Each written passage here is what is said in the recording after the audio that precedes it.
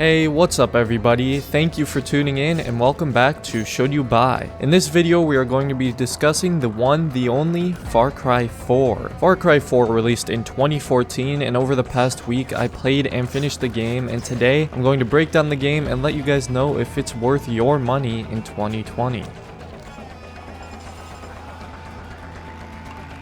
Far Cry 4 is pretty much the last traditional Far Cry experience before these train wrecks. The story takes place in Kyrat, a city located near the Himalayan mountains. The intro to the story is great. The main character Ajay Ghale comes into Kyrat to place his mother's ashes as her final request. And boom, Ajay is abducted by the royal army of Kyrat and meets Pagan Min, who is the king of Kyrat, and that's where his journey begins. In terms of a protagonist, I found Ajay Ghale to be very mediocre and boring. Ajay has good motivation in him wanting to deliver his mother's ashes, but he doesn't display a fun or interesting personality. Although just the fact that he is talk is something commendable on its own. Cough cough. The supporting cast is pretty alright. The most notable are Sabal and Amita, two members of the Golden Path who both have different visions for what Kyrat should be once Pagan Min is dethroned. Both of them plead to you, and it is actually up to you of who should be in charge, which I thought was pretty cool. These decisions do cause different endings, but nothing that significant, and there is no real correct choice, which was kind of nice. As Ajay descends deeper and deeper into darkness, murdering his way to the top, he starts to learn more about his people, culture, and his own family, as he was never really sure what happened to them. It's a deep and intricate family story with a few bombshells to shake it up. The story holds up nicely, and that's in most part thanks to the game's antagonist, Pagan Min. Pagan is a charismatic, fancy, and straight up psychopath. Not quite as psychotic as Voss from Far Cry 3, but not as dull as Joseph Seed from Far Cry 5. I'd say he's a nice mix between the two. He's very well acted by Troy Baker, and it's so unfortunate that Pagan is not in the story much. He's really just in the beginning and the end, and spends most of the time talking awkwardly to Ajay over the radio. It's unfortunate because Pagan is a very good villain, and seeing him more would have made the game immensely better than it already is. Pagan also had a personal connection to Ajay, and it's interesting to see the dynamic between the two because it isn't exactly your standard good guy versus bad guy.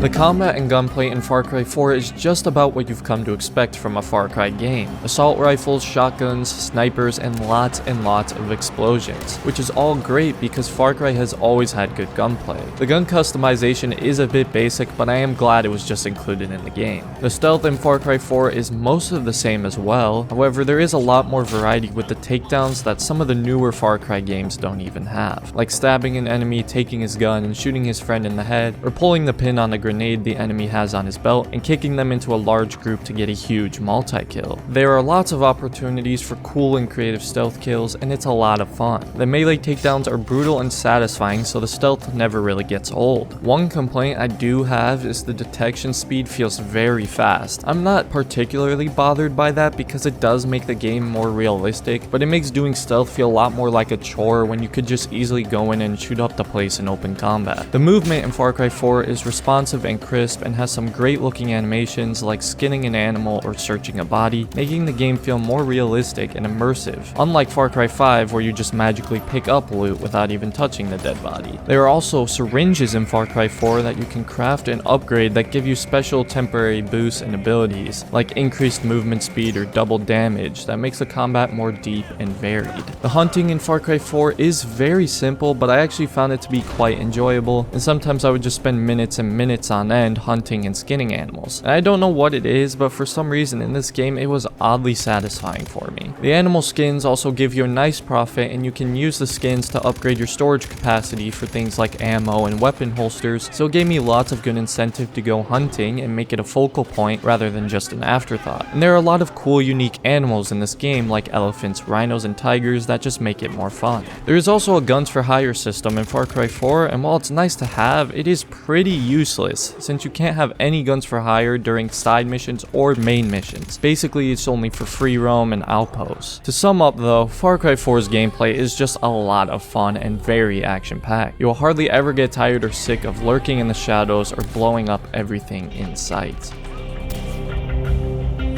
Far Cry 4's open world, put it bluntly, is one of the best open worlds in the entire series. I love the idea of the game taking place in the Himalayan mountains. It looks absolutely gorgeous with the white mountains in the background and the lush green hills, dirt roads, and small little cultural towns. Some of the views in this game are truly breathtaking, and this is what I loved about the earlier Far Cry games. I much prefer to see Far Cry in foreign and exotic locations that we really don't get to see in any other games, which is why when you take the Himalayan mountains and compare it to Hope County, Montana, well, I don't know, you guys tell me which one sounds more interesting. The world doesn't just look good though, it's also full of lots of life and lots of things to do. As you drive around the world, you'll run into dangerous and exotic animals and skirmishes between the Royal Army and Golden Path. The world has lots of outposts, 24 to be exact, which are always my favorite part about Far Cry, and in Far Cry 4 there are fortresses, which are basically just outposts put on a much larger scale, which I once again found very enjoyable and a fun challenge. There's also bell towers that are fun little parkour segments, along with a huge variety of side missions and small story threads. The side missions are really repetitive, however, and it can get boring sometimes doing a lot of the same things over and over again, like defending a group of injured survivors or escorting a supply truck and protecting it from multiple waves of enemies. The main missions do a much better job, however, of giving you a good mission variety, with lots of fun missions like a prison escape, sieges, and mythical missions that take place in the magical Shangri-La. These missions were a lot of fun to play through and all had fun tasks and set pieces. Exploration and traversal of the open world is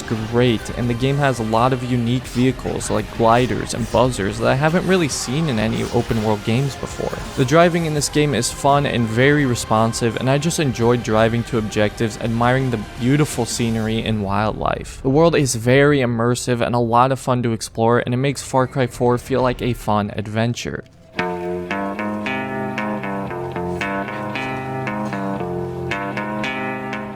Far Cry has always been known for its outstanding graphics, and man, Far Cry 4 is a beautiful looking game. It's hard to believe this game came out nearly 6 years ago. The textures and lighting are absolutely stunning and easily passable as a game from 2020. Performance on PC is also very commendable. At 1440p with max settings on an RTX 2070 Super and i5 9600K, I was averaging frames of about 110 to 140, making for a very smooth experience.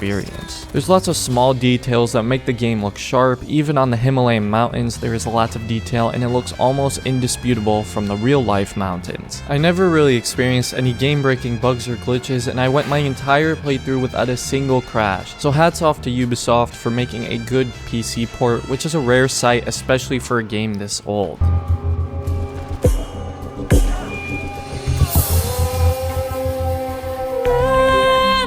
Far Cry 4 has an engaging story, a fantastic antagonist, fun and satisfying combat and stealth, with a beautiful and immersive open world with lots to do and see, and some great graphics. My only complaints are that Ajay Ghale was a boring protagonist, Pagan Min had very little screen time, and the game has some very repetitive side missions, which leaves me to giving Far Cry 4 an overall score of a 9 out of 10 and my MasterAssassin seal of approval. The game holds up very well in 2020, and I would recommend it to any of you. The game goes on sale a lot and is very cheap due to the game's age. I bought the game for around $10 and would have happily paid more for it. So that just about wraps up my thoughts on Far Cry 4. It was truly a pleasure to play and review this one for you guys, and if you have anything to add or have something different to say about Far Cry 4, please speak your piece down in the comments. If you want to see me review some other games in the Far Cry series, please let me know and I will get on that as soon as possible. I already have plans to do videos on Far Cry Primal